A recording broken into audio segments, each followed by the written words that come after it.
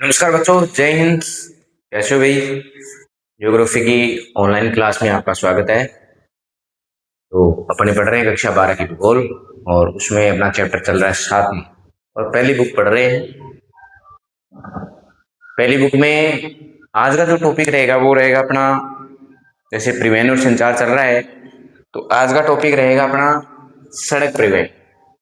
क्या रहेगा भाई? सड़क परिवहन। ठीक है, सड़क परिवहन हम पढ़ने वाले हैं।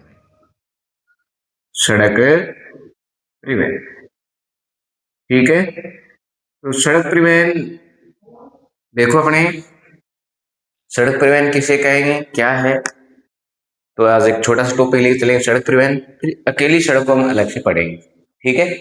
तो सड़क परिवहन में पहले पहले देखो आप खालिस्तान कैसे बनेगा। ज्यादातर हम इस लेसन से बड़े क्वेश्चन भी लेके चलेंगे, छोटे भी लेके चलेंगे। खालिस्तान में वन लाइनर ऑप्शनल के हिसाब से पढ़े। तो पहला खालिस्तान अगर हम बात करें कि अधिकांश वस्तुओं, अगर हम पहले ही खालिस्तान की बात करें कि अधिकांश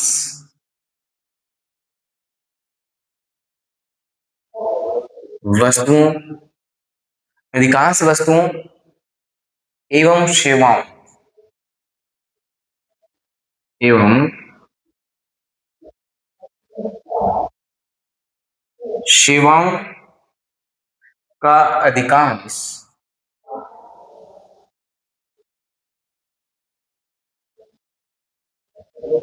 का अधिकांश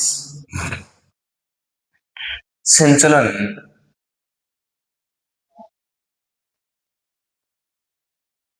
अधिकांश संचलन स्थल पर होता है भाई।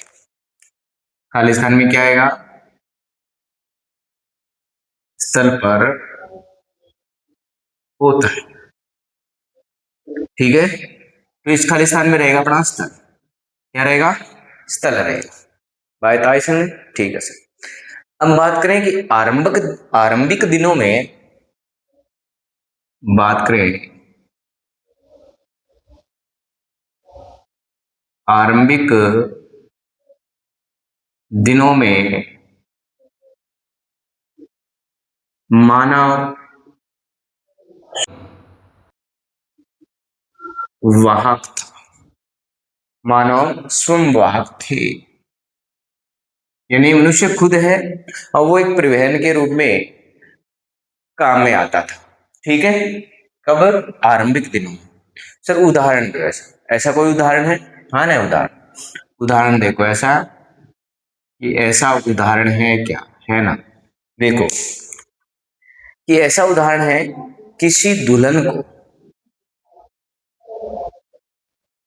किसी दुल्हन को डोली या पालकी में, डोली या पालकी में चार व्यक्तियों द्वारा, चार व्यक्तियों द्वारा, चार व्यक्तियों द्वारा ले जाते थे, ले जाते थे। ठीक है, तो आर्मी दिनों में मानव श्रम कैसे वाहक थे अगर बात करें, तो देख किसी दुल्हन को डोली पालकी में चार व्यक्तियों को द्वारा ले जाते थे। अब बड़े कम जानेंगे कि डोली ये पालकी क्या होता है, क्योंकि नई जनरेशन को इन बातों का पता नहीं।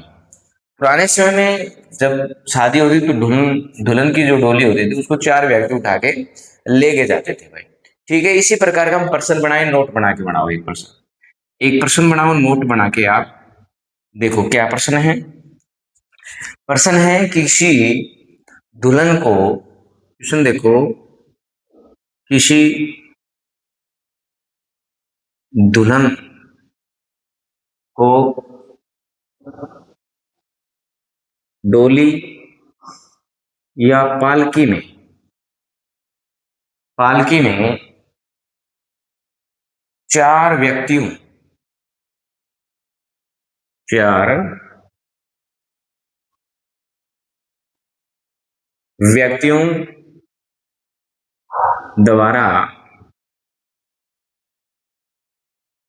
ले जाने की प्रक्रिया, ले जाने की प्रक्रिया को उत्तरी भारत में, प्रक्रिया को उत्तरी भारत में, उत्तरी भारत में किस नाम से जाना जाता है, से जाना जाता है। ठीक है, ये प्रश्न है आपका भाई। ये कह रहा है कि जो किसी दुल्हन की डोली है या पालकी है और उसको चार व्यक्ति उठाकर लेके जा रहे हैं, उस प्रक्रिया को उत्तरी भारत में किस नाम से जाना जाता है? तो आपका उत्तर रहेगा किस नाम से जाना जाता है, तो उत्तर आ जाएगा कहार के नाम से, के नाम से जाना जाता है। ठीक है, कहार के नाम से जाना जाता है। कहां पे? उत्तरी भारत में। कहां पे? उत्तरी भारत में। ठीक है सर। अब देखो आगे, अगर हम बात करें बाद के वर्षों, लिखो कि बाद के वर्षों में, बाद के वर्षों में, यानी इसके बाद के जो वर्ष थे, बाद के वर्षों में पशुओं का उपयोग, पशुओं और क्या कहें, पशुओं का उपयोग, पशुओं का उपयोग बोझा ढोने, बोझा ढोने के लिए किया जाने लगा, बोझा ढोने के लिए किया जाने लगा भाई। ठीक है, यानी बाद के वर्षों में जो पशु है उसका उपयोग है वो बोझा ढोने के लिए किया जाने लगा। ठीक है, क्लास अच्छी लग रही है तो लाइक और शेयर कर दो। ओके, उदाहरण दो सर, ऐसा कोई उदाहरण है क्या? हाँ उदाहरण है ना, उदाहरण बिना तो काम नहीं चलेगा अपना। देखो उदाहरण क्या है, उदाहरण की बात करें हम, खच्चरों, खच्चरों का उपयोग भी बोझा ढोने में, घोड़ों, खच्चरों, घोड़ों और ऊंटों को, और ऊंटों को ग्रामीण, ग्रामीण क्षेत्रों में, ग्रामीण क्षेत्रों में सामान, यानी सामान ढोने हेतु प्रयोग किया जाता था, सामान, सामान ढोने हेतु प्रयोग किया जाता था। ठीक है, यानी बाद के वर्षों में जो पशु है उनका उपयोग है वो बोझा ढोने के लिए किया जाने लगे। कैसे भाई, खच्चर है, घोड़े हैं, ऊंट है, उनका ग्रामीण क्षेत्रों में सामान ढोने हेतु प्रयोग है वो किया जाने लगा। ठीक है, नोट लगाओ एक और नोट क्या है, नोट ये है कि पहिए के आविष्कार के साथ, पहिए के आविष्कार के साथ, जैसे पहिए का आविष्कार हुआ तो गाड़ियों और माल डिब्बों का प्रयोग बढ़ गया, गाड़ियों, गाड़ियों और माल डिब्बों,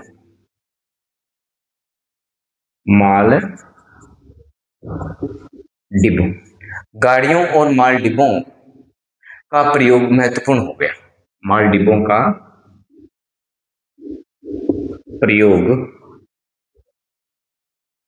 महत्वपूर्ण हो गया। ठीक है, यानी पहिए के आविष्कार के साथ ही क्या है, गाड़ियां हैं, माल डिब्बे हैं, उनका प्रयोग है वो महत्वपूर्ण हो गया। ठीक है सर, मान ली बात। अब देखो, अगर हम बात करें परिवहन की क्रांति, कि परिवहन में क्रांति, देखो परिवहन परिवहन में क्रांति 18वीं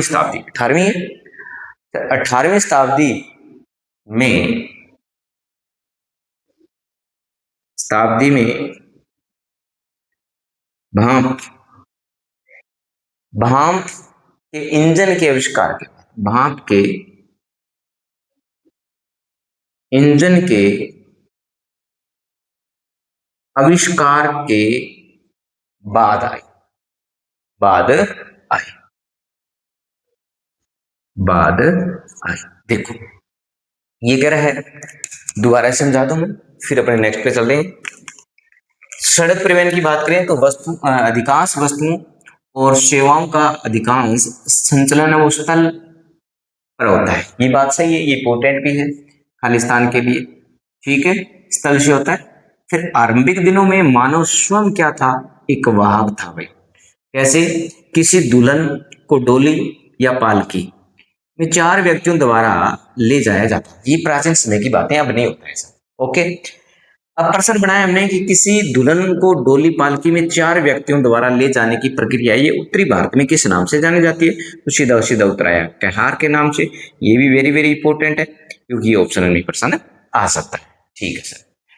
बाद के वर्षों में देखें तो बाद के वर्षों में पशुओं का प्रयोग है वो बोझा ढोने में के लिए किया जाने लगा। उदाहरण से खच्चरों का प्रयोग है, घोड़ों का प्रयोग है, ऊंटों का प्रयोग ग्रामीण क्षेत्रों में सामान ढोने हेतु किया जाता था। ठीक है, जैसे ही पहिए का आविष्कार हुआ, पहिए के आविष्कार के साथ गाड़ियों, माल डिब्बों का प्रयोग महत्वपूर्ण हो गया। ठीक है सर। और परिवहन में जो क्रांति है ना, परिवहन में क्रांति है 18वीं शताब्दी में। कब आई? 18वीं शताब्दी में। किसके आविष्कार के साथ आई? भाप के इंजन के आविष्कार के साथ। कौन सा? भाप के इंजन। तो इस लाइन से काफी प्रश्न बन गए, इस लाइन को समझो आप। आपसे प्रश्न पूछे कि परिवहन में क्रांति कौन सी शताब्दी के बाद आई, तो आपका उत्तर है 18वीं शताब्दी में। तो 18वीं शताब्दी में परिवहन में क्रांति किस इंजन के साथ आई? तो भाप के इंजन के आविष्कार के साथ। भाप के इंजन का आविष्कार कब, कौन सी शताब्दी में हुआ? तो 18वीं शताब्दी में हुआ। तो ये लाइन वेरी वेरी इंपॉर्टेंट है, क्योंकि इसमें बहुत सारे प्रश्न है वो निकल के आ रहे हैं। ठीक है, आप लिख रहे हो, नोट कर रहे हो तो एक बार स्क्रीनशॉट ले लेना, था लेने की जरूरत नहीं है, साथ साथ याद भी हो रही है क्लास। अब देखिए, अपने परिवहन की तो बात हो रही है, अब देखते हैं कि विश्व में प्रथम रेलगाड़ी, विश्व में प्रथम रेल मार्ग, रेल मार्ग कह दो या रेलगाड़ी कह दो, रेल गाड़ी। विश्व में प्रथम रेल मार्ग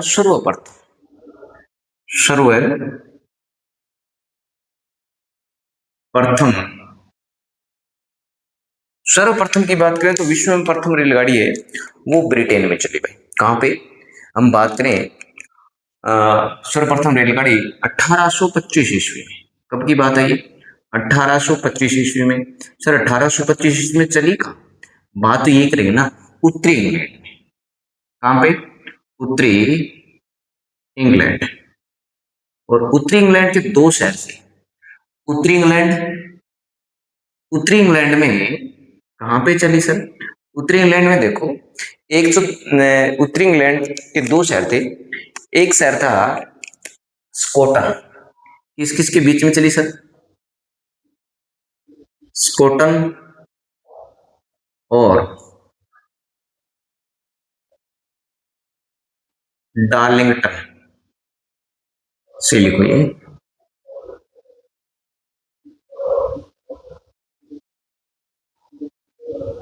डार्लिंगटन के बीच में चली। नाम से लिखा ना मैं? ठीक है सर।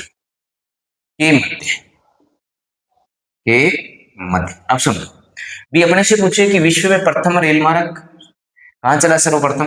तो 1825 में उत्तरी इंग्लैंड में। 2 शहर थे, स्टोकन, स्कॉटन, स्कॉटन लिख दी, स्टोकन था ये, स्टोकन लिखो भाई, यहाँ स्टोकन आएगा, स्टोकन। ठीक है, स्टोकन और डार्लिंगटन के बीच में ये विश्व की प्रथम रेलगाड़ी वो चली। ठीक है सर, बात हुई। अब बात करें कि किस शताब्दी में, ये प्रश्न बना लो, किस शताब्दी में रेल मार्ग, यहां प्रश्न बना रहा हूं मैं, किस शताब्दी, शताब किस शताब्दी शताब्दी में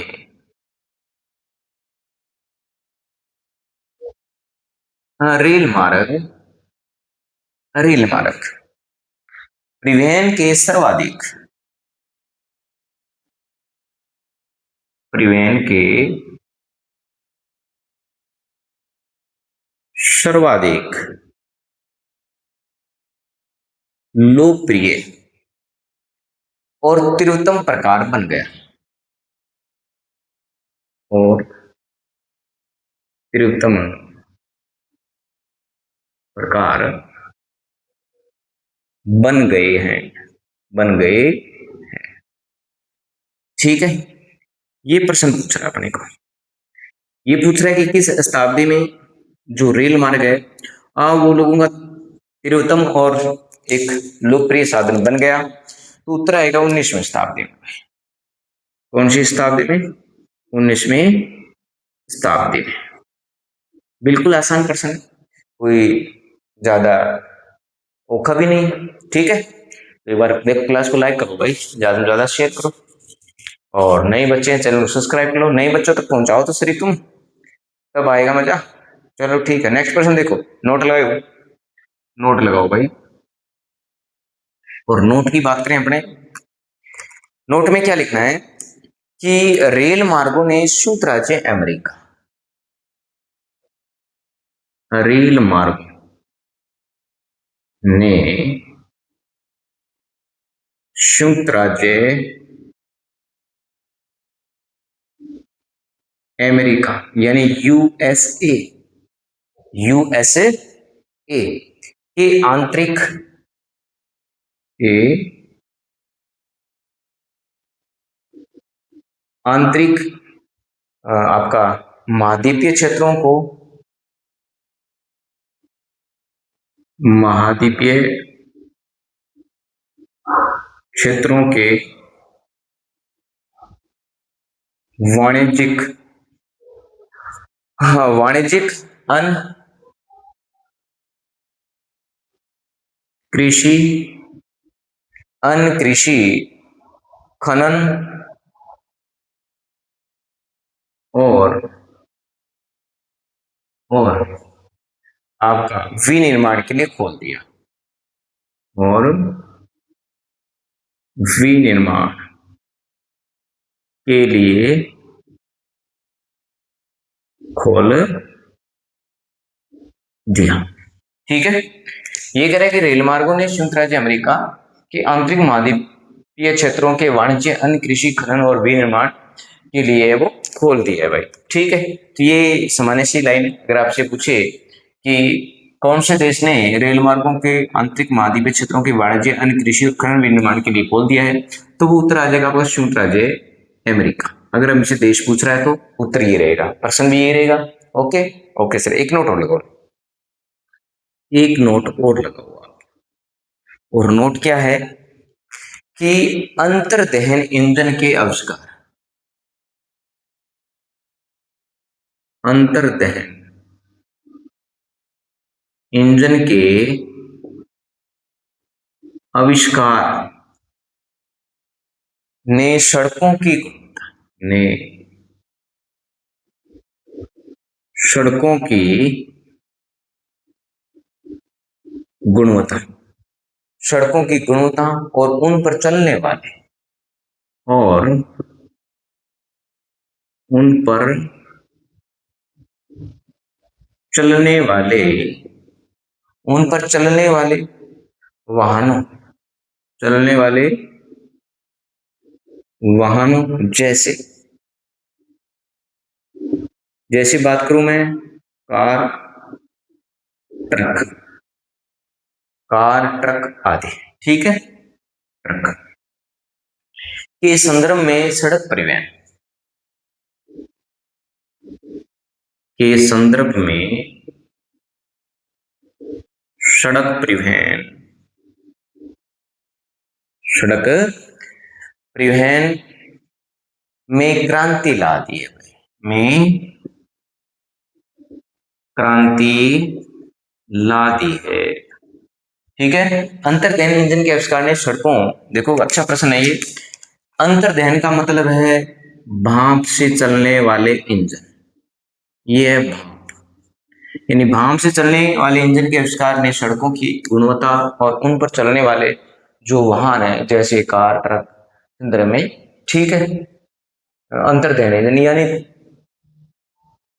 दहन का मतलब चलना होता है, तरफ से क्या होता है, चलना ही होता है। ओके भाई, तेल वाले, डीजल वाले, जो भी मान लो इस प्रकार के इंजन आए तो सड़क पर गुणवत्ता में उनमें चलने वाले सुधार हुआ, और कार, ट्रक जैसे, क्योंकि इन तेल चलता है वहां तो क्या होगा। ठीक है, ये डीजल वाले मान सकते हैं भाई, कौन से, डीजल वाले। ओके ओके सर, नेक्स्ट बात करें अपने सड़क परिवहन के। प्रश्न लिखो आप, प्रश्न है ये कि सड़क परिवहन के अंतर्गत नवीनतम विकास किसके रूप में हुआ है। ये अच्छा प्रश्न है भाई। सड़क परिवहन, सड़क सड़क परिवहन के अंतर्गत, सड़क परिवहन के अंतर्गत नवीनतम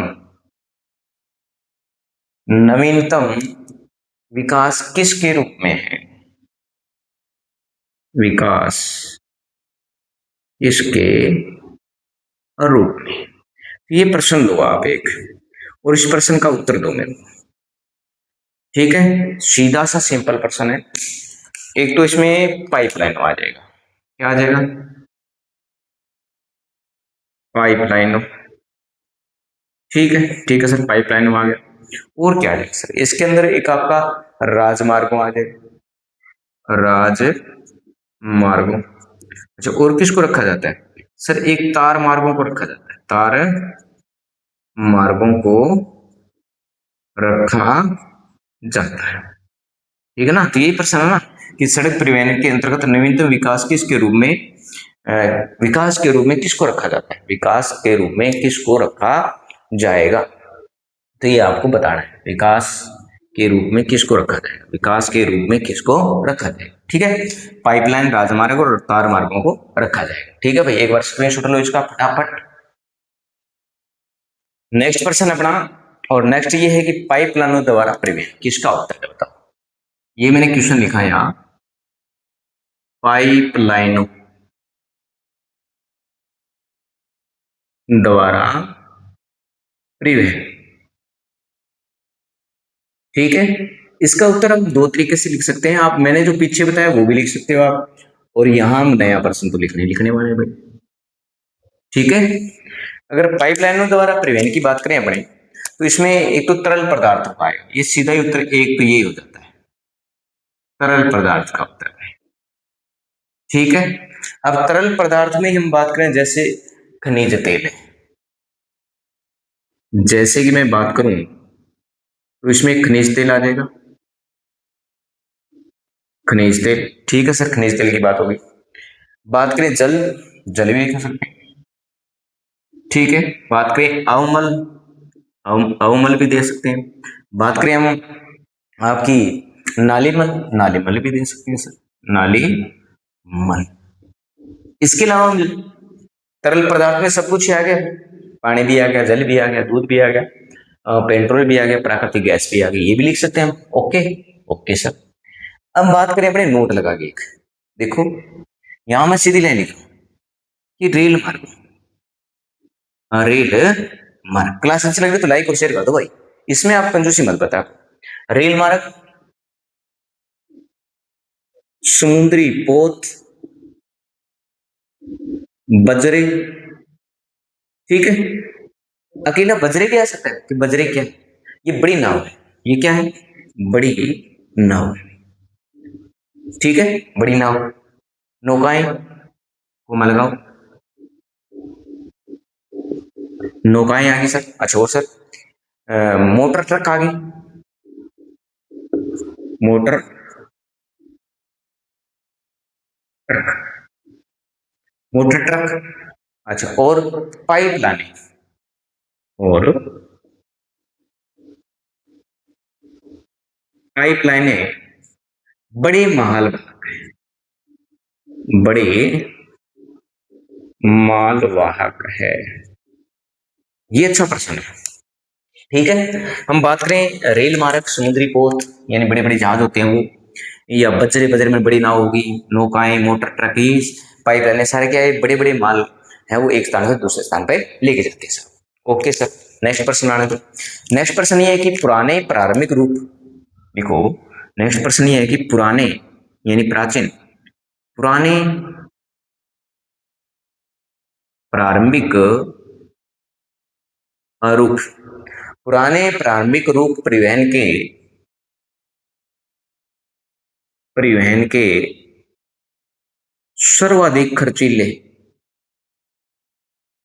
सर्वाधिक खर्चीले भाई, सर्वाधिक खर्चीले ना, खर्चीले लिखते हो, सर्वाधिक खर्चीले, सर्वाधिक खर्चीले साधन कौन से है भाई? साधन, सीधो सीधो प्रश्न पूछे कि पुराने और प्रारंभिक जो परिवहन के खर्ची सर्वाधिक खर्चीले साधन कौन से हैं। तो आज भी हम देखें तो मानव कुल्ली, उदाहरण देके बात करेंगे अपने, उदाहरण, ठीक है। तो इसमें मानव कुल्ली आ जाएगा भी, एक मानव कुल्ली, ठीक है। आज की जनरेशन को ये भी नहीं पता मानव कुल्ली, ठीक है। ये बड़ी बड़ी सीटियां जो रेलवे स्टेशन पे सामान एक स्थान से दूसरे स्थान पर लाने में काम आते हैं, मानव कुल्ली हो गया आपका। अच्छा, और सर बोझा ढोने वाले पशु हो गए, बोझा ढोने वाले पशु, बोझा ढोने वाले पशु, ठीक है, बोझा ढोने वाले पशु हो गए। और गाड़ियां और माल डिब्बे, गाड़ियां और माल डिब्बे, ओके। मानव कुल्ली है, बोझा ढोने वाले पशु है, गाड़ियां हैं और माल डिब्बे है भाई, ठीक है। ये सारे सारे क्या है, देखो ये जो है ना, ये वाले, ये हम बात करें तो इनसे बड़े मालवाही, मालवाही सस्ते पड़ते हैं, ठीक है। देखो इनसे बड़े मालवाही, मालवाही सस्ते पड़ते हैं भाई, सस्ते पड़ते हैं भाई। इनके अलावा जो भी है ना वो सारे इनसे सस्ते पड़े। मैं मान लो मानो कुली है, हम अगर दिल्ली जैसे स्टेशन है वहां पे 50-50 प्लेटफॉर्म है, एक प्लेटफॉर्म से हम 45 पे जाना हो तो ये तो महंगा पड़ेगा भाई, कम से कम अगर बैग ही उठा के लेके जाने 400-500 रुपये ले लेगा ये, ठीक है। तो बड़ी गाड़ियों से क्या पड़ते हैं, महंगे पड़ते हैं भाई, छोटी बड़ी गाड़ियां वो सस्ती पड़ती है। अभी एक प्रश्न लगाओ, अच्छा प्रश्न है भाई, प्रश्न बनाओ जबरदस्त। प्रश्न ये है कि विशाल देशों के आंतरिक भागों में, विशाल देशों के आंतरिक भागों में, आंतरिक भागों में पाए जाने वाले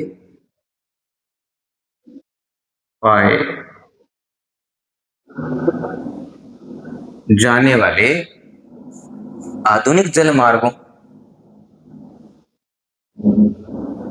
आधुनिक जल मार्गों, आधुनिक जल मार्गों और और वाहकों को संपूर्णता प्रदान, संपूर्णता प्रदान, प्रदान में किन साधनों का बहुत, प्रदान में किन साधनों का बहुत महत्व है। ये लो, ये क्वेश्चन है, बहुत महत्व है, ये एक अच्छा प्रश्न है आपके लिए, ठीक है। इसी लैंग्वेज में प्रश्न रहेगा और इसी लैंग्वेज में अपने से पूछेगा कि विशाल देशों के आंतरिक भागों में पाए जाने वाले आधुनिक जलमार्गों और वाहकों को संपूर्णता प्रदान में किन साधनों का बहुत महत्व है। तो उत्तर आएगा अपना, क्या आएगा सर, उत्तर आएगा सर मानव कुल्ली, क्या आ जाएगा, मानव कुल्ली आ जाएगा। अच्छा ठीक है सर, और क्या आ जाएगा, सर बोझा ढोने वाले पशु आ जाएंगे।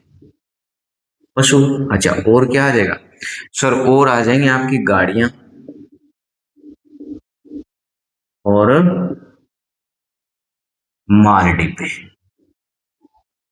माल डिब्बे आ जाएंगे सर। ठीक है, गाड़ियां और माल डिब्बे आ जाएंगे।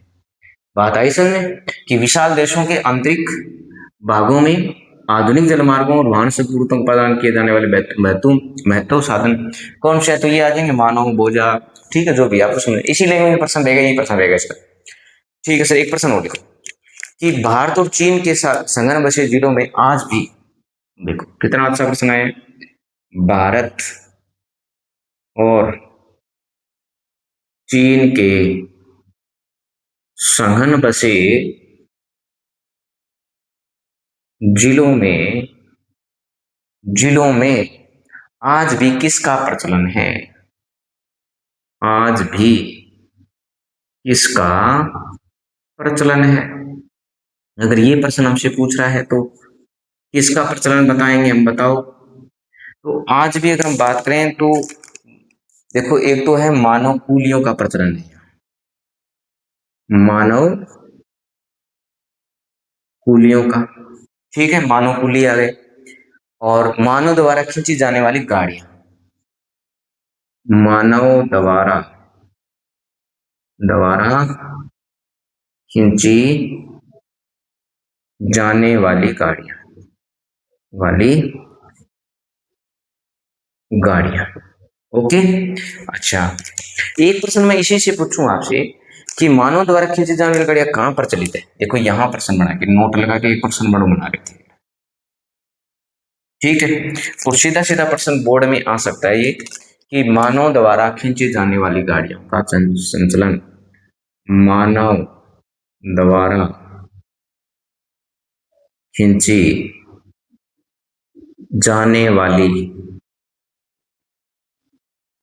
गाड़ियों का संचलन विश्व में कौन से देशों में है? तो विश्व में अगर देश पूछे तो आपका उत्तर आएगा क्या? अगर उत्तर की बात करें तो भारत व चीन के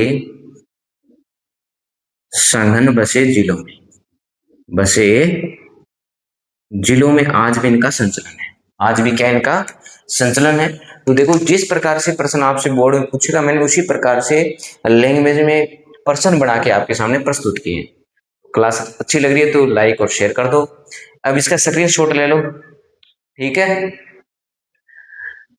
तो आज के लिए इतना ही है, कल हम पढ़ेंगे बोझा ढोने वाले पशु और आपकी सड़कें पढ़ेंगे भाई, ठीक है। आज के लिए इतना ही है, धन्यवाद, जय हिंद, जय भारत।